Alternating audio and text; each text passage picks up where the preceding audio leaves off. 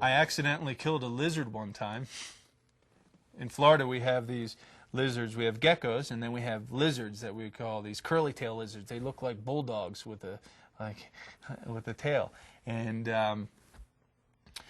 there's hurricane shutters on the ground, and I was just being a little kid rocking back and forth on them, and all of a sudden my dog comes out, and I see him sniffing something, which I soon realize is a curly tail lizard. And I think, boy, that's kind of odd. That's not lizard behavior for him just not to move when my dog goes up and sniffs him.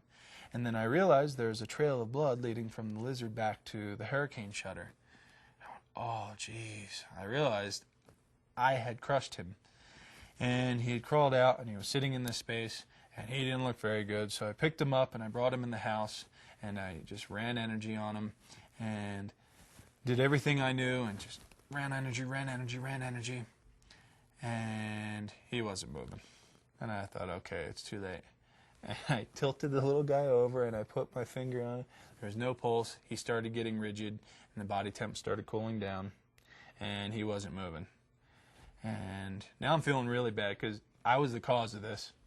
So I continue with running quantum touch, and all of a sudden the body of this lizard starts to heat up and starts to wiggle.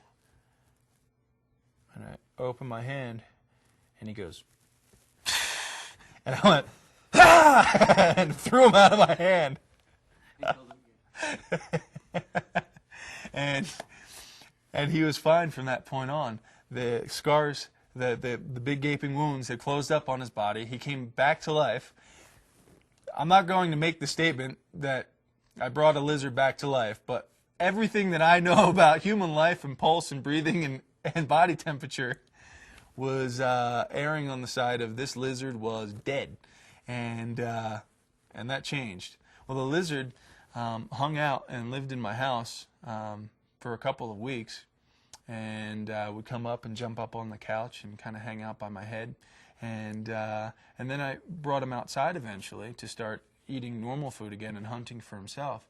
And he decided to take up camp around my house. I'd come home and he'd be in my ficus pot just hanging out, and I thought, well, you know, this is clearly not typical lizard behavior.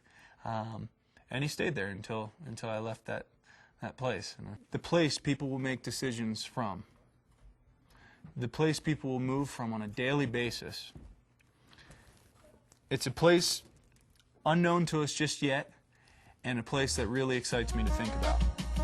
That's why I continue to do this work. That's why I'm on a quest to share it with as many people as I possibly can.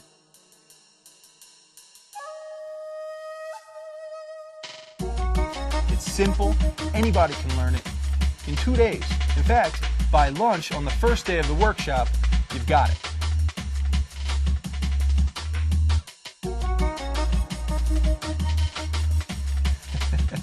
It was cool to connect with a lizard.